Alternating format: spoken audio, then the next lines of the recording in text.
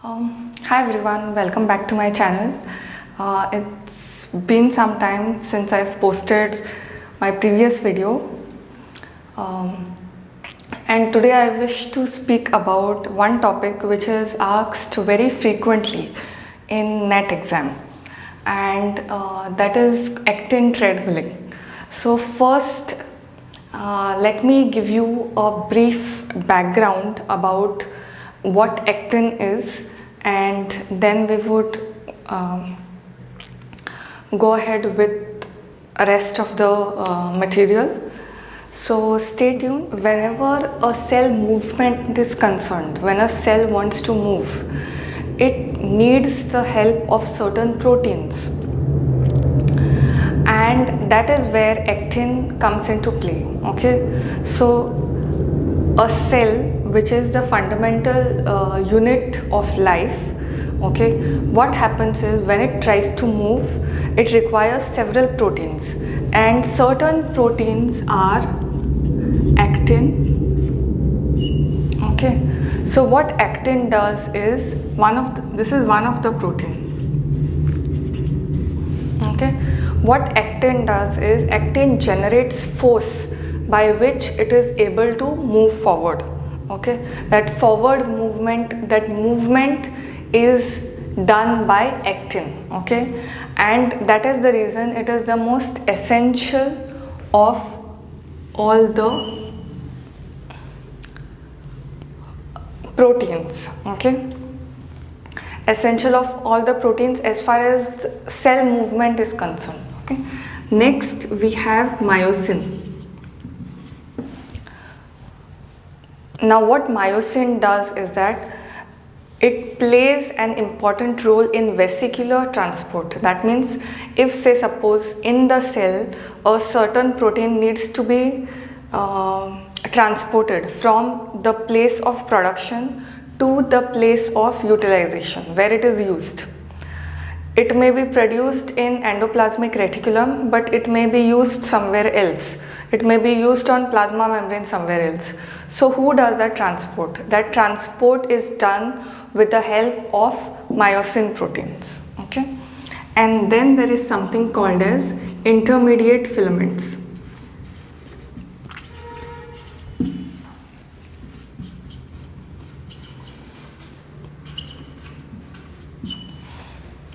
Okay, so what intermediate filaments do?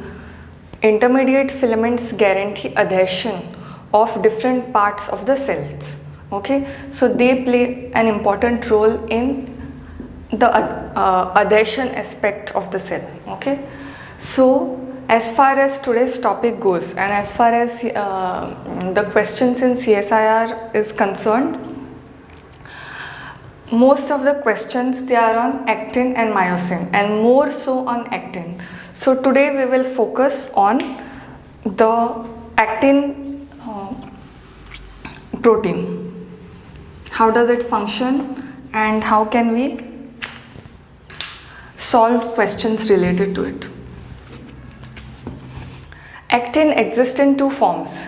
One is a single form. Okay, it is called as monomeric, also called as G-actin. Okay, second form is polymeric form,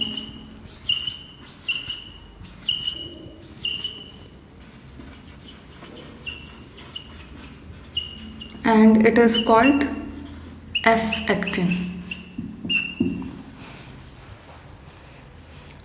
Okay, so actin comes into two forms. One is monomer form, one is polymer form. Monomer form is called as G-actin, polymer form is called as F-actin, and it requires magnesium plus ions for polymerization. For its polymerization, magnesium ions are required. Now, the process of conversion of G-actin into F-actin, it is called as polymerization. Okay, the process of conversion of G-actin into F-actin is called as polymerization. And we are going to see the details of polymerization procedure and how actin treadmilling actually occurs. Okay, so that we will see. Also, this could be in several forms. ATP G-actin, ADP G-actin,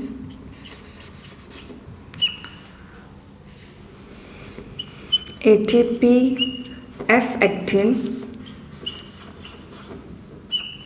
and ADP F-actin.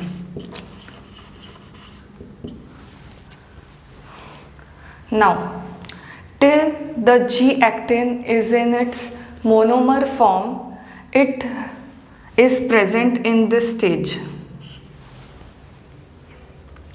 Once it starts polymerizing, then also it will be in this stage only. But once it is stably polymerized already, then it would form ADP G-actin.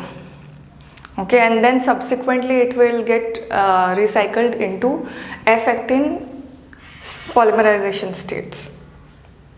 Okay, so the monomeric form is in ATP form, and for polymerization all that energy is utilized and then it gets transferred into F-actin form. Okay. The other thing that I wish to mention about actin is this actin location is intracellular.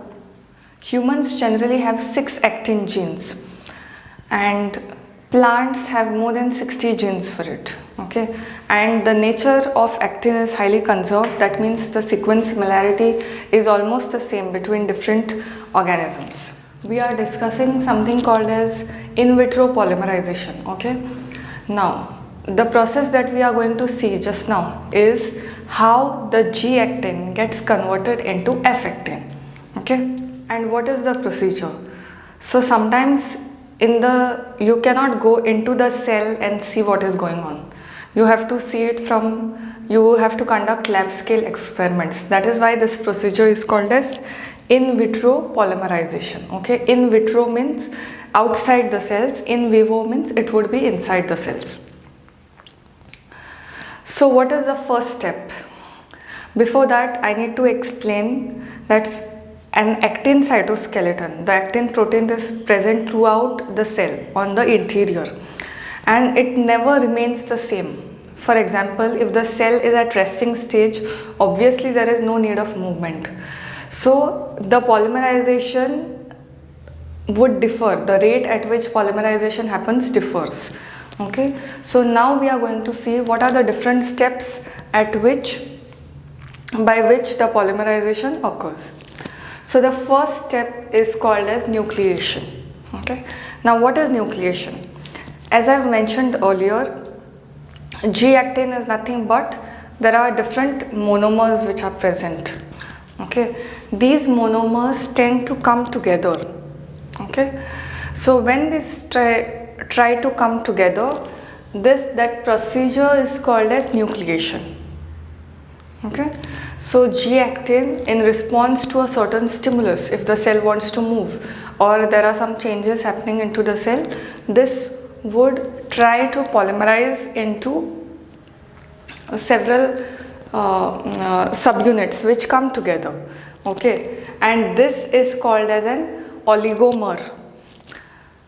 The central portion is called as an oligomer because all the subunits are very attached to each other. Okay, till this stage it is nucleation. Now, once this stage is reached, generally the oligomer is of 3 to 4 subunits. Okay, once it is reached, then that acts as a very strong stimulus for more and more subunits to come and attach to each other. So it forms something like this. Okay, and this stage is called as elongation. Why? Because all the G-actin are now rapidly coming and getting attached. This one is that nucleus portion, and the other, at both the ends, your G-actin is getting attached. Okay, so till it is 3 to 4, it is nucleation. Once that nucleation happens, there is extra influx of lot of G-actin monomers. Okay, now moving on to next stage. Next stage is steady state. Once the subunits have attached, okay, it will go on attaching till the proportion of filaments is in equilibrium, or you can roughly say equal to the monomeric G-actin present. Okay, now you will say how the G-actin is not getting exhausted, because in our cells there is a whole large pool of G-actin which is present. Okay, so that is how it is able to stay in equilibrium. So the third stage, the two hallmarks of third stage are the elongation becomes excessively rapid, okay, and there is a whole chain of monomers and polymers, which are monomers getting converted into polymers. Second, as I've mentioned earlier, G-actin has ATP attached to it. So once it is stably incorporated into a polymer, this is a time at steady state, the ATP will get hydrolyzed into your ADP. Okay, so at steady state what happens? The elongation happens only to a point where the equilibrium is reached between the monomers as well as your polymers, and second, the ATP hydrolysis occurs, and that occurs at steady state stage. The minus and plus signs over here. Okay, it is observed, okay, this is not something that we are devising, but it is observed that at one end of the polymerization happens very fast, and at one end it happens very less. Okay, so the end at which it happens very fast is called as plus end, and if the rate is less at the other end, it is called as negative end. Okay, there is a term which you need to remember. It is called as critical concentration. Okay, so critical concentration is nothing but it is the pool of monomeric G-actin which are present. Okay, now all this has got incorporated, and say suppose it is now this value is less. Okay, then you will say the critical concentration would be less. So the proportion of unassembled G-actin which are present, that is called as critical concentration. So when the term critical concentration comes into play, automatically you have to think about how much of unassembled actin which is present. As I mentioned, critical concentration is the concentration of how much of actin which is there, which is lying unassembled. Okay, unassembled means it is not in this stage. Okay, this is the assembled stage. Now say suppose the critical concentration is less. So as I have mentioned, critical concentration is nothing but how much of unassembled G-actin units are there. Now let us solve a problem. Okay, I am giving you these states. Okay, these are 3 scenarios, 1, 2 and 3. Okay, and tell me, you can pause the video at this time after. If the G-actin concentration is less than critical concentration required for plus end, would there be a filament growth or no? To solve the problem, when anyone says critical concentration, unassembled G-actin units. Okay, so it is less, then how much is required for addition at plus end? Because you know the fact that at plus end the elongation is more. This is experimentally proven. So there will be no growth.